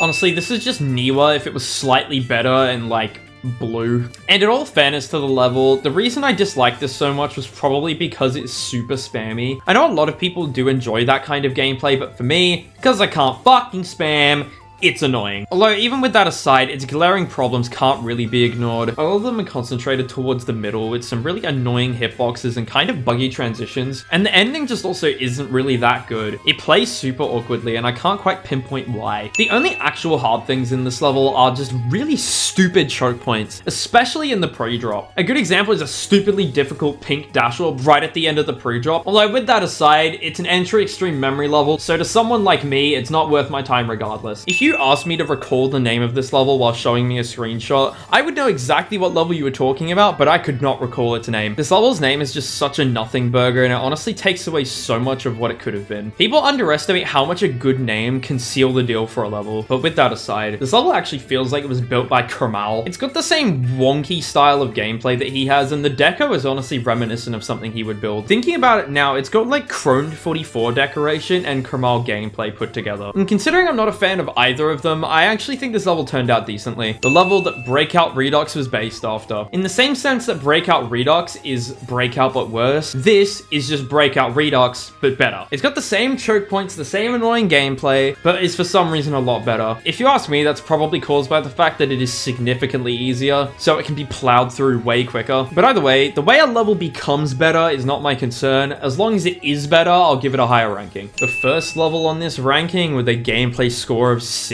Funny Game style just has not evolved very well with the changing creating landscape, and you can very easily tell that just by looking at this. It's released in the first half of 2.1, and yeah, not everyone had their grasp on the tools yet, but I feel like Funny Game probably knew what he was doing. It's just his style of building did not work as well with the new tools. Either way, I'm more concerned with the gameplay, which came out surprisingly good considering when this level was made. The main glaring issue that stops this level being like an 8 out of 10 gameplay wise though is the 10-second cutscene at the start of the level, followed by a really difficult first ship. This makes going from 0 a complete snooze fest, because you have to wait like 30 seconds of effectively doing nothing to actually get anywhere. I'm gutted to see this level this low, because this has so much potential, but it lacks crucial playtesting. Really stupid sections of gameplay, like the 48% wave, could have been really easily avoided if there was just a shred of input from playtesters. The foundations of a good level are in here somewhere, and an update could do wonders for it, but as it stands right now, it's a mid-level with a few really above average parts and a few really below average parts. I do want to highlight how damn good the drop spider is. Literally that single spider section brings up its gameplay score an entire point. If it wasn't there, it would have gotten a 3. In terms of decoration, this is the type of glow flow that I don't mind. I think it takes glow style and does something really unique with it that is actually memorable. When I think of Unknown Civilization, it does not blend together with all the other glow flow levels. Its decoration stands out, and in a good way. On the other hand though, the gameplay has a lot to be desired and is a major pain in the ass, mostly because of the constant teleport portal abuse that I actually mentioned earlier. Look, I'm gonna be honest, this is probably the best a super buffed blast processing level could be. Yeah, its rating isn't perfect, but when you buff a 7-star to be artificial ascent difficulty, you're gonna sacrifice a bit of playability. This level's waves are easily the most buffed compared to blast processing, and you need to be prepared to deal with them if you ever want to beat this level, but thankfully it also does come with the added benefit of improving your wave skill a lot. So if you suck at wave and you need something to play, this is the level for you. As 1.9 GDPS levels go, this isn't actually too bad. Its gameplay has some very clear inspirations from the Golden, but the deco is completely different. It's honestly pretty strange, but works decently well. Expectedly, the waves are way more different than everything else, but they get really consistent and it doesn't even take that long, so I can't really knock this level for that. Honestly, this level doesn't really do much that's explicitly wrong. It's just down here because it doesn't do anything special either. The only thing that's stopping an Extreme Demon Grinder from beating this in like 10 minutes is the last ball and the first spider. The last ball is just easily the hardest part of the level, and the first spider is really learning. As for the rest of it, once you do it a few times, you'll just never die there again. This level's so weird. This level really nails its atmosphere. It knows what it wants to be and executes it well. Even though this level has a clear progression, starting off incredibly calm and then being a little bit more intense towards the end, the whole level still feels super chill. And honestly, if the level wasn't so calming, it would be way more annoying because of the ship from 26% to 44%. It carries the difficulty so much, and the fact you have to spend like an entire minute getting there in the first place is just a nightmare. For a level that looks this nice, it's honestly surprising how unremarkable it is. Most of you watching, you can't tell me that you've ever heard of this level in your life. If you ask me, it actually deserves a little bit more publicity because it's got some unique ideas, like the neon robot in the middle of it. As for the gameplay, it can be pretty awkward at times and is deceptively difficult, considering most people would look at this level and think it's entry extreme. A 1.9 GDPS remake of the ultimate phase that is pretty much worse in every single way. It's not necessarily bad, but it's just so uninspired and boring. Everything that another phase does, the ultimate phase does better, and as a result, anytime I'm playing this, I would just rather be playing the ultimate phase. Whoever thought the balancing in this level was a good idea needs to get their head checked. 58% to 74% carries the level from entry extreme to like Blade of Justice difficulty. It's actually ridiculous. Because not only is it super tight, you can barely see anything. You'll get a click pattern down, and then as soon as you get there from zero, you just die to some random spike sticking out of nowhere that you've never seen before. This level should count its lucky stars that its pre-drop gets really consistent. I can only give this level so much credit, but I kind of have a soft spot for it. Even though early 2.1 levels kind of suck ass, I can't help but enjoy looking at and playing this level. Yeah, the gameplay sucks, and some of the parts are really annoying, but Wavebreaker is so reminiscent of the time it was made in, and it really just takes me back to that era of GD. The song's also a banger, and I don't want to hear any disagreements. This level's decoration isn't that bad if you look at like a screenshot, but it stays the exact same for like 3/4 of the level, and it just loses all interesting aspects really quickly as a result of that. I've never been a big fan of Giron's gameplay either. Look, despite this level's theming being one of the best out of all of these levels, it does not excuse the balancing. Because I watched the full showcase when it came out, and I was so confident this is going to be one of my new favorite levels. Don't get me wrong, some of the parts in this level aren't that bad, but the parts that are that bad weigh down this level so much. Like, the robot in the 30s is just so unreasonably difficult, and it weighs down the From Zero experience so much. Honestly, really disappointing. When I found out this was a Bionox collab, I was shocked. It made more sense when I realized that this level is like 8 years old, but even still, that doesn't change how annoying it was putting up with the janky and pretty choke-pointy gameplay. Even though I just said it was really annoying, I do have to admit that the level itself isn't actually that bad once you get it down. It's just got a high learning curve. This level starts off feeling so damn hard. I literally thought this was a secret list demon when I started it, but like 1 or 2 nights of sleep consistency takes that problem away real quick. The amount of consistency that you can gain if you play this level for a decent amount of time is unreal. Although, despite this, I did have to knock it because of some really stupid parts, such as Pinuto's, big surprise, and Zendergame's part. Zendergame's part looks gorgeous, but I've never been a big fan of boss fights. This level was suggested to me by a friend, and when I first saw that the level name was Le Fish, my hopes were not high. I was expecting a pretty stupid level, and don't get me wrong, that's exactly what I got, but it ended up playing quite well. It got consistent enough to the point where the pretty average gameplay was brought up a bit. The deco has a lot to be desired, but it is clearly a joke level, and the creators weren't trying very hard, so I can cut it some slack there.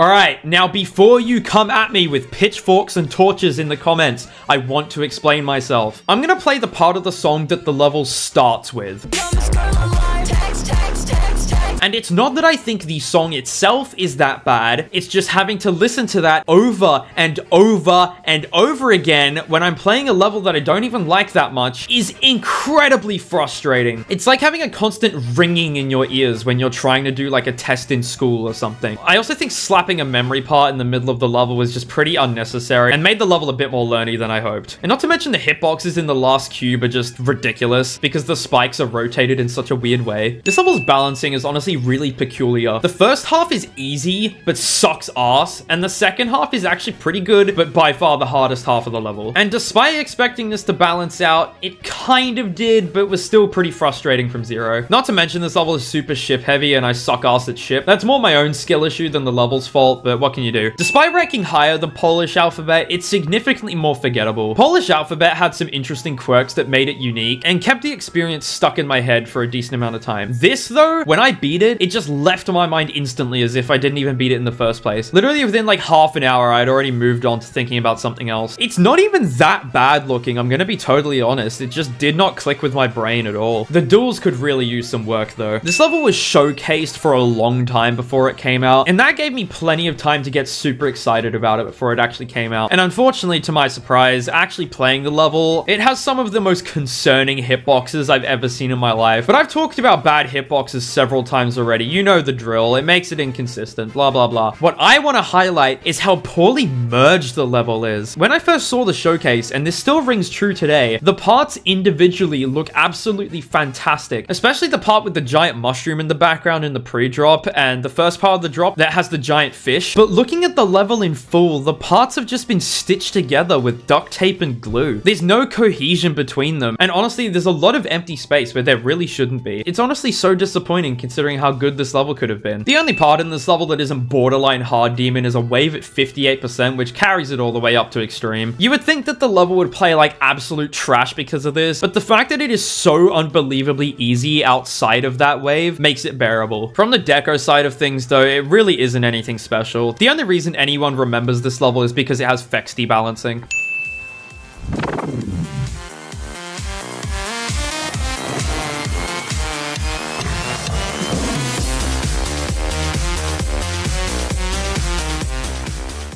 Long levels have never been my forte, so going into this, I expected to really hate it, but it ended up not being too bad. It has its issues here and there, like the 42 click and the drop UFO being so much harder than everything else in the level, but if you practice those enough, it gets decently consistent to the point where they're not that much of a problem from zero. If you struggle with the latter 2/3 of the level, it may be really annoying because the level is 5 minutes long, but I beat this when my hardest was critical heat, so it wasn't much of an issue for me. I beat this after Christian Bell brain rot became a thing, and I'm sure you can guess how that went considering I streamed the level, but that aside, it is the worst of the trilogy by far. This level's balancing is virtually non-existent, with 35 to 46% being by far the most inconsistent part of the level, and mostly the only place you'll die once you get consistent with everything else. This level already has a lot of aura, mostly carried by its song, but if it was balanced properly and was legitimately a good level, it could be one of the coolest levels of its difficulty. The creators of this level really need to chill out with the blending, I can't lie. The glow in this level makes me feel like I'm tripping on LSD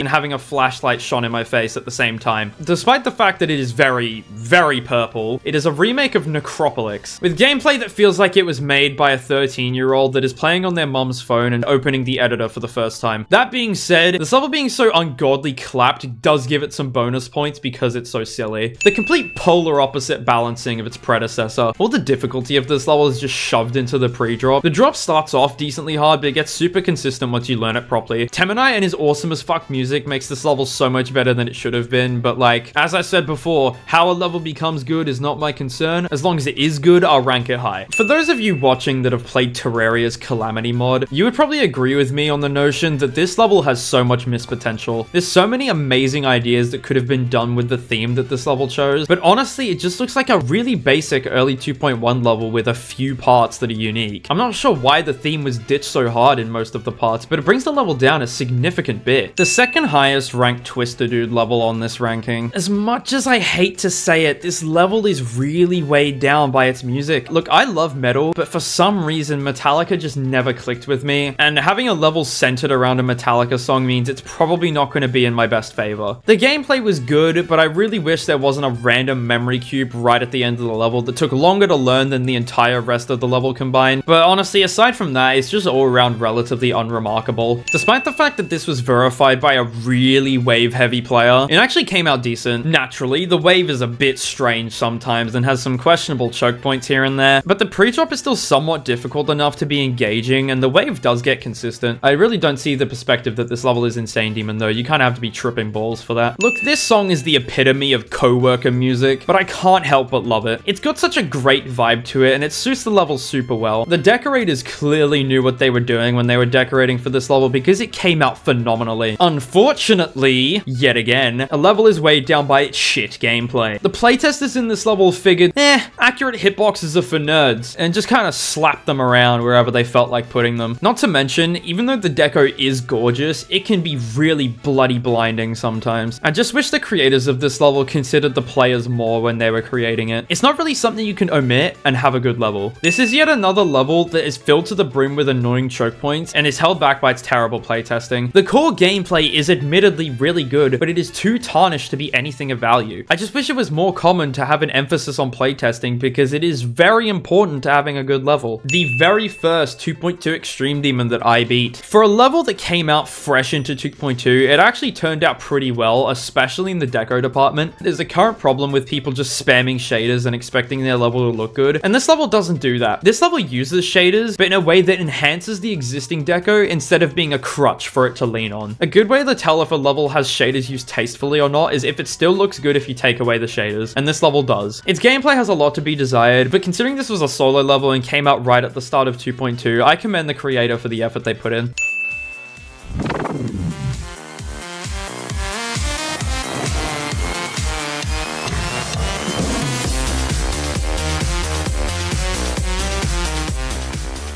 For those that are confused, this award just means I put all the levels on a wheel, and this level happened to be the one that it landed on. Was it pointless? Absolutely, but I needed an even number of awards so that the panels on the side of the screen didn't look wonky. As for the level itself, having a stupidly difficult section right in the middle of the level doesn't exactly make for the most fun experience. Thankfully for this level, some of the earlier parts aren't too bad either, so its gameplay score hangs on. I also have no idea why the level's named like this. It's similar to Microsoft Drive-Thru in the sense that the name is only stupid for the sake of being stupid, and the level does not relate to it in the slightest. Bit of an irk for me, but what can you do? Look, I might be a bit dense, but I didn't even realize that this was a remake of Artificial Ideology until I actually played it. And then I realized, this gameplay is awfully similar to Artificial Ideology. But my questionable deduction skills aside, this level could have been fantastic, but all of the bad parts are in the first 40% of the level, and when you're playing from 0%, most of the time, you're going to be stuck in the first 40%, because believe it or not, it's at the start of the level. Some loose proof that this level actually could have been really good if the first 40 wasn't so bad is me and my friend had a nickname for the second drop. We literally called it the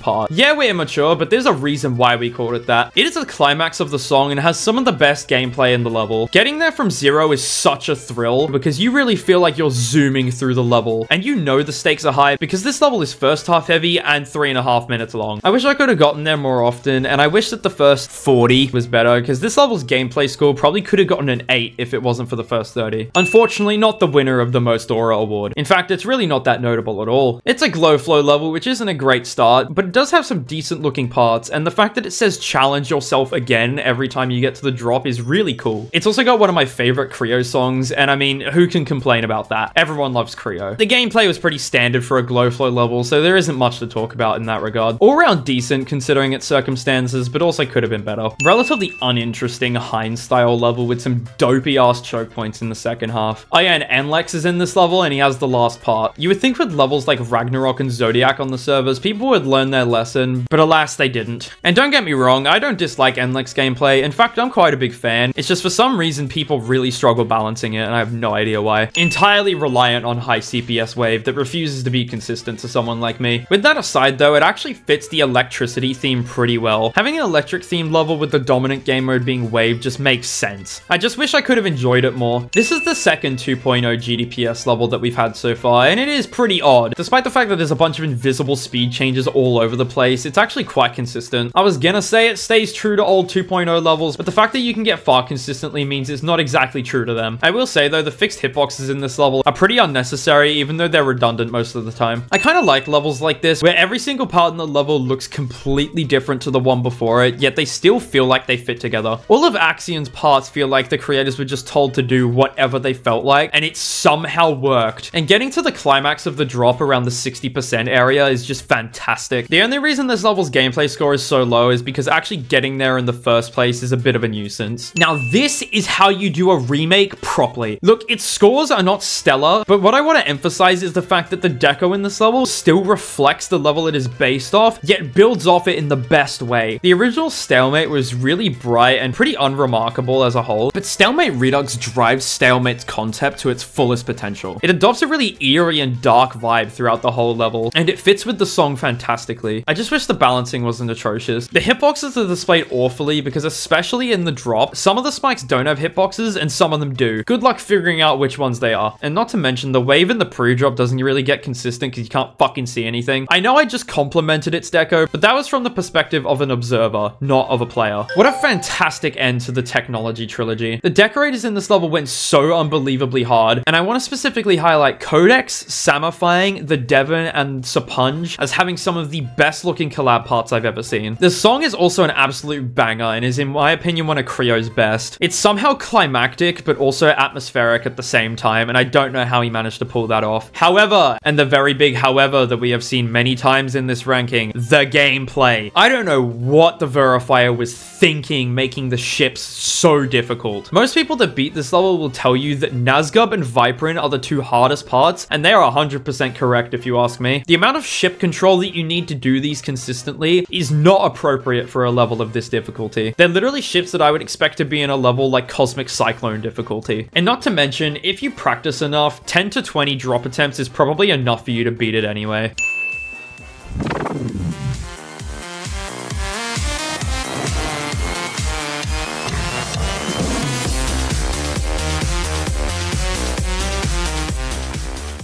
I went into this expecting it to suck, and I was 100% correct, so I'm not too upset. I honestly don't think this level is made to have the best gameplay in the world because it's just a remake of a wave challenge. However, the reason this level is up so high, which I'm sure you can guess, is its decoration and song. This level takes the fact that it is an all-wave extreme demon and goes to the fucking moon with it. The amount of effects in the level that creatively use the wave game mode as decoration is honestly super creative, and the decoration pairs with the song fantastically. It feels like the level is flowing with the song. And while we're on it, good lord, the song is good. Like really, really good. It just has this overwhelming feeling of mechanical intensity, and it is unmatched by any other level on this ranking. Not many levels give me chills when I watch showcases of them, but this level does. The whole level building up to the last section where the level turns red and the song does its final drop is just exhilarating. And while we're here, I might as well mention that you may have noticed that this level has a song score of 11. I want to very briefly explain that I have given out 11 for each category. One for gameplay, one for decoration, and one for song. This level got the song one. You'll have to keep an eye out for whenever the others show up. And I'll let you know the next 11 may not be as far off as you might think.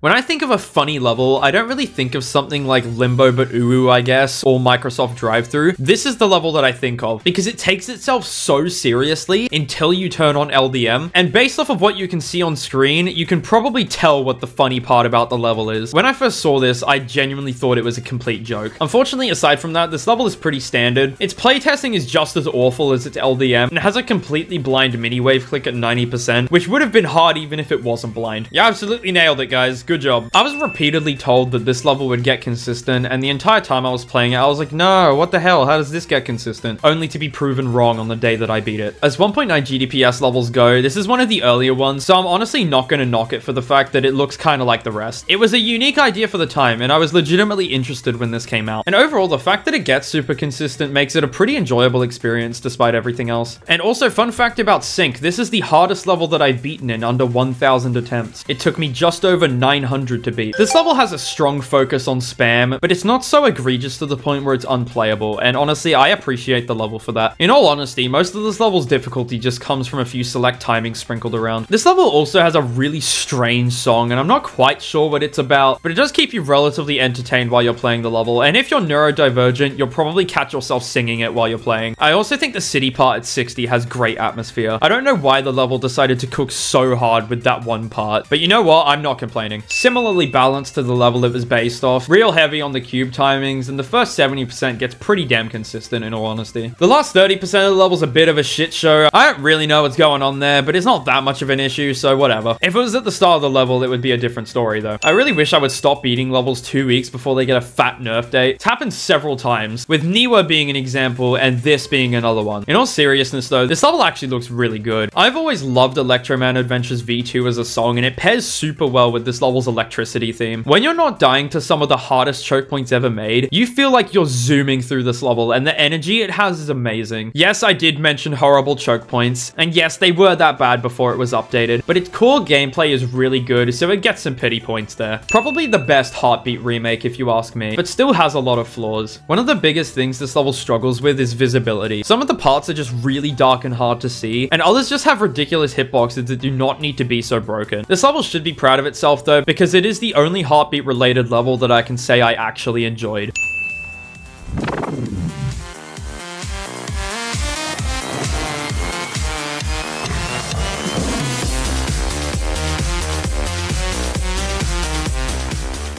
This level has quite the story for those that don't know. Originally, this level was hack verified and rated, and then it was found out that it was hack verified, so it was unrated. You would think, based off the fact that it's rated now, it was verified legitimately, which it was, but the thing is, the verifier did not change a single thing from the hacked copy. It is still the same version that was hacked and uploaded to the servers originally. It was just verified properly this time. And let me tell you, when I say it shows, it fucking shows. The wave from 12 to 26% is probably the only part of the level that I can say gets a degree of consistency over time. That does not change the fact that it is insanely hard. And then after that wave, the level decides to become a bloody insane demon, except for a few select things like 41%, 55%, 62%, and 63%. And then at 77%, it pulls out its trump card, which is the mini wave click. That is the click that gave this level its award, and I can assure you it deserves it. If that click was in critical heat, it would still be a major choke point. Honestly, my pass rate towards the end of it was hovering around 10%, which is not ideal for a singular click. Oh yeah, and the wave after it is pretty hard as well, so even if you pass 77, you're probably not going to beat it. Feel free to kill me for this, but I do actually think the rest of the level is kind of fun. Yet another level that's themed around Terraria's Calamity mod, but it's a completely different area of the mod. I think it sticks to a theme a lot better than Ancestral Calamity, but could still use a bit of work. Some of its theming issues could probably be chalked up to the fact that it's really old, and for that reason, I'll cut it a bit of slack. Thankfully for this level, it's also really easy to learn and relatively free of bugs. It's got a few choke points here and there, but it's pleasant enough to play where it's not too much of an issue. Acropolix, Necropolix, and Wacropolix. How many do we need? Wacropolix has the saving grace of having a really cool history in Geometry Dash, and Necropolix at least looks decent, but Acropolix, despite ranking above it, really is not that special. Acropolix is above Necropolix by a hair, and it is only because of its song. The deco looks almost exactly like Acropolis, it's just the 1.9 bricks were replaced with 2.0 bricks, and there were these diamond patterns put in the background. That's literally all that was changed. Thank God Acropolix copies Acropolis's really good atmosphere, or it would be down in the bottom 50. Another glow flow level with a heavier emphasis on click sync than most of the ones we've covered so far. It actually syncs surprisingly well, which makes it pretty enjoyable, but the fact that it's super learning and not that interesting aside from its sync parts means I can't give it much higher than a 5 gameplay wise. I also wish they did more with the blue theme. Pretty much the only thing the level does that actually relates to being blue is the fact that it is, you know,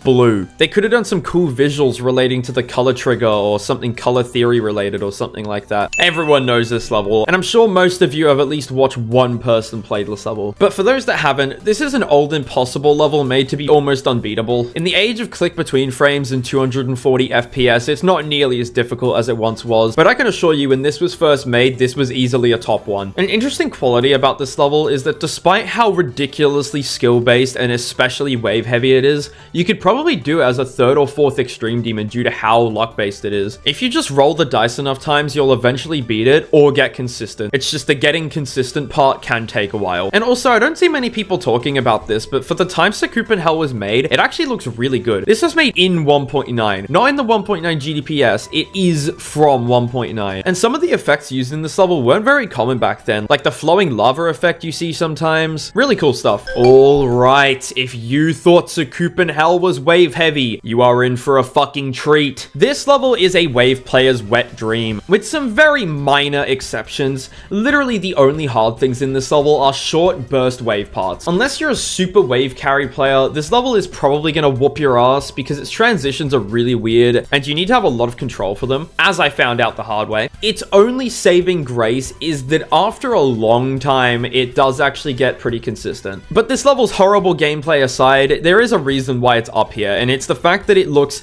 absolutely fantastic. I am confident in saying this is the best looking level that has been shown so far, and a lot of it is because of its atmosphere. Yes, the decoration looks fantastic and really clean, especially for realism style, but what takes this level from an 8.5 to a 9.5 is the fact that it takes its theme and goes so hard with it. It's probably the best depiction of gothic / Halloween style that I've ever seen, with the subtle details like the candles and the spider webs littered around the level, as well as the really immersive foreground that makes you feel like you're a part of the level instead of just watching it. And the feature that you can choose between orange and purple makes this level even cooler, because if you don't like the orange one as much, you can just switch to purple and vice versa. I'm honestly surprised that a lot of people don't like how this level looks. Look, the problem with this level is that it came out in 2.1 when the idea of hell levels had already been done to death. This was early 2.1, so creators weren't super experienced like they are nowadays, and this level ended up just looking like every other hell level from 1.9. This made it slip under most people's radar, and I can't really blame them, but credit where credit is due, this level's gameplay is actually decent. It flows well and is really fast-paced, which I'm honestly a big fan of with levels like these. Give it a try if you're interested, honestly. You might be pleasantly surprised. Okay, the first level on the list with a gameplay score of 7. And I was honestly really contemplating giving this a 6, but it just tips over to 7. This level's balancing is a bit of a piss take, with 17%, 43 to 50%, and 88 to 100% easily being the hardest parts of the level. However, despite this balancing, I have to say it, the gameplay is pretty fun and does get decently consistent enough to the point where the choke points aren't as much of an issue towards the end. And if you remember me mentioning, I said that I kind of have a soft spot for early 2.1 levels, and this is an example of that. Yeah, it's completely ugly,